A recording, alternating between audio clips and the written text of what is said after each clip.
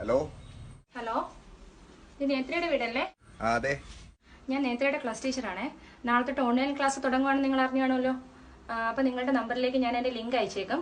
നാളെ 10 മണിക്ക് ജോയിൻ ചെയ്യണം കേട്ടോ ക്ലാസ്സിൽ. അതെ ടീച്ചറെ. പിന്നെ കട്ട് ചെയ്ത എന്തോ പറഞ്ഞെന്ന് മനസ്സിലായില്ലല്ലേ. മീനുട്ടിയേ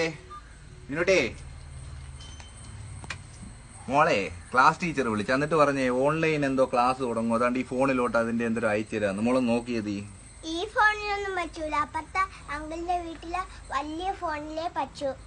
ഇപ്പൊ ഇതിനകത്തൊന്നും ചെയ്യാൻ പറ്റത്തില്ലയോ? ചേടാ ഇനിയിപ്പം അതേ കണക്കൊരു ഫോൺ വാങ്ങണേ ഒത്തിരി പൈസ ആവുമല്ലോ മോളെ.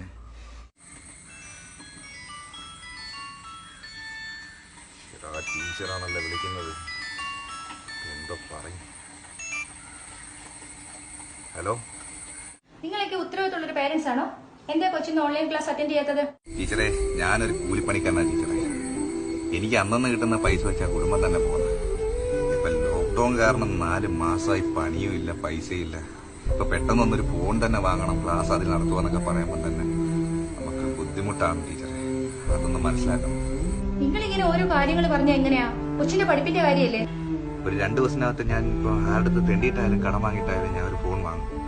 കാരണം എന്റെ കൊച്ചിന്റെ പഠിപ്പാ ടീച്ചറെ, അവളുടെ ഭാവിക്ക് വേണ്ടി ഞാൻ അത് വാങ്ങും ടീച്ചറെ. ടീച്ചർ ഒന്ന് ക്ഷമിക്കും. ഇത് കൊണ്ട് വിറ്റിട്ടായാലും എനിക്കൊരു വലിയ ഫോൺ മേടിച്ചാണ്. എനിക്ക് പഠിക്കണം, എനിക്ക് വലിയ ജോലി കിട്ടണം. കൂടെ ഉള്ള കമ്മലല്ലേ ഇത് കൊടുക്കണ്ട, ഞാൻ എന്തെങ്കിലും വഴി നോക്കി. എനിക്ക് സ്വർണ്ണമൊന്നും വേണ്ട. വിഷമിക്കണ്ട, നമ്മള് കഷ്ടപ്പാട് എല്ലാം ആണ്.